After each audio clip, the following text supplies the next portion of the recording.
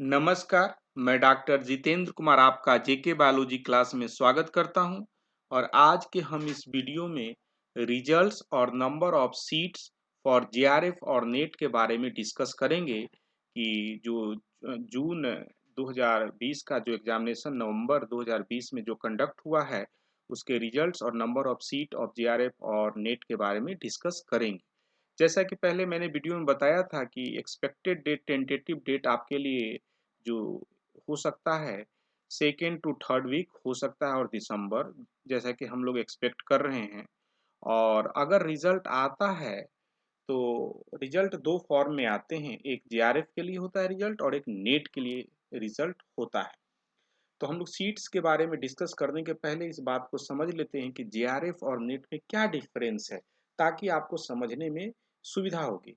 JRF का मतलब क्या होता है? Junior research fellowship. अगर आप जेआरएफ के लिए सेलेक्ट होते हैं तो आपको क्या है, फेलोशिप मिलेगा। अगर आप परस्यू करते हैं पीएचडी तो साथ ही साथ आप इलिजिबल हो जाते हैं असिस्टेंट प्रोफेसर के लिए। कहीं भी अगर असिस्टेंट प्रोफेसर की बहाली निकलती है तो आप इलिजिबल हैं और आप अप्लाई कर सकते हैं। और अच्छी बात है कि अगर आप जेआरएफ क्वालिफाई करते हैं तो ये बहुत खुशी की बात है। आगे हम लोग देखते हैं, अगर आप नेट क्वालिफाई करते हैं तो आपके लिए क्या है, आपको कोई फेलोशिप नहीं मिलेगा, लेकिन आप भी इलिजिबल हो जाते हैं असिस्टेंट प्रोफेसर के लिए। तो आप भी क्या है, अप्लाई कर सकते हैं, लेकिन आपको कोई फेलोशिप नहीं मिलेगा पीएचडी करने के लिए। लेकिन आपके साथ क्या है कि आप दूसरी बार भी एग्जामिनेशन दे सकते हैं और अपना परफॉर्मेंस इंप्रूव करके आप जेआरएफ के लिए क्या कर सकते, क्वालिफाई कर सकते हैं। ऐसा नहीं कि अगर मतलब इसको दूसरी बार आप एग्जामिनेशन नहीं दे सकते। चलिए, अब सबसे महत्वपूर्ण बात कि how many JRF and net seats मौजूद हैं इस बार एग्जामिनेशन में। तो एक बात को हम समझते हैं कि जो नेशनल नेट जो हुआ, नेशनल जो देख रहे हैं कि नेट जो हुआ, नेशनल एलिजिबिलिटी टेस्ट में जो आपको सर्टिफिकेट मिला, वो कितने लोगों को सर्टिफिकेट मिलेगा? तो मिलता जो है क्या कि 6% of the total students appear in the examination. Latest update NTA के अनुसार, पहले ये 15% कुछ ऐसा होता था, उसके बारे में हम अलग से वीडियो बात करेंगे कि उसका क्या रूल था। लेकिन अभी का जो एनटीए का अपडेट है उसमें बताया जाता है कि 6% of the total students appear in the examination.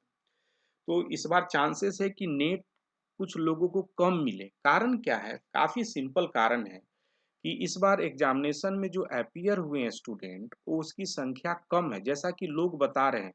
About 40% लगभग कम है, जैसा मतलब स्टूडेंट्स बताते हैं। और तो इस वजह से जो नेट की जो संख्या होगी, जो भी हो, वो कम हो जाएगी। कारण क्या कि अगर 100% स्टूडेंट अपीयर होते तो 100 में, तो उस परिस्थिति में आपका 6 नंबर 6 नंबर स्टूडेंट्स को आपको क्या मिलता है, नेट मिलता।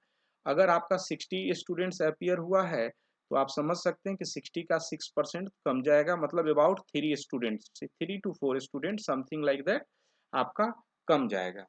तो ये बात बहुत महत्वपूर्ण है कि इस बार चांसेस है कि जो नेट के लिए रिजल्ट निकले थोड़ा कम निकले। अब अगली बात आती है जेआरएफ का। तो ये अच्छी बात है कि जेआरएफ में कोई कमी होती हुई नहीं दिखती है। इसके कारण काफी सिंपल है कि अगर आप सीट जो है जेआरएफ के लिए वो फिक्स है कि इतना नंबर ऑफ जेआरएफ जो क्वालिफाइड करेंगे उसे सेलेक्ट किया जाएगा। तो क्या फर्क पड़ता है 60 नंबर स्टूडेंट अपीयर हो या 100 नंबर अपीयर हो? अल्टीमेटली जो अच्छे स्कोर करेंगे, जिनका मेरिट लिस्ट में आएगा, उनको क्या है, उनको जेआरएफ मिलेगा।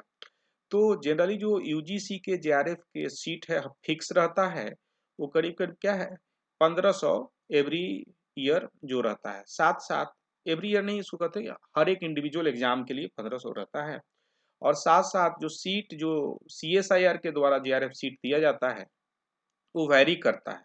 और मैं यहाँ एवरेज वैल्यू लिख रहा हूँ, कितने साल का एवरेज वैल्यू ले रहा हूँ, मैंने 6-7 साल का एवरेज वैल्यू निकाल के देखा है। तो अबाउट 2000 स्टूडेंट्स का वो निकालते हैं, एवरेज वैल्यू है। तो अगर हम टोटल इसको काउंट कर दें तो आपका क्या है, 3577 स्टूडेंट्स आते हैं। तो ये साइंस स्ट्रीम के लिए है। तो आप समझ सकते हैं कि नंबर ऑफ जो सीट्स एक्सपेक्ट करते हैं इस बार क्या होगा, 3500 होगा। तो जेआरएफ के जो सीट पर या उसके नंबर पर कोई इफेक्ट नहीं पड़ेगा स्टूडेंट के एग्जामिनेशन में कितने अपीयर होते हैं या नहीं होते हैं। साथ साथ जो नेट का जो एग्जामिनेशन, जो नेट के लिए जो सीट मिलेगा उसमें क्या है, कमी आ जाएगी। कारण क्या है कि 6% होता है, तो स्टूडेंट्स अपियर कम हुए, तो इसलिए एग्जामिनेशन में क्या होगा, जो रिजल्ट निकलेगा वो भी कम होगा। एनीवे, अगर आप इस वीडियो को लाइक करते हैं, पसंद करते हैं, अच्छा लगा तो लाइक करिए, और आप इस चैनल को सब्सक्राइब कर सकते हैं ताकि कोई भी नया अपडेट आपको जीके बायोलॉजी क्लास पर मिले और उसका लाभ आप उठा सकें। और lastly, thank you for watching the video. Thanks once more.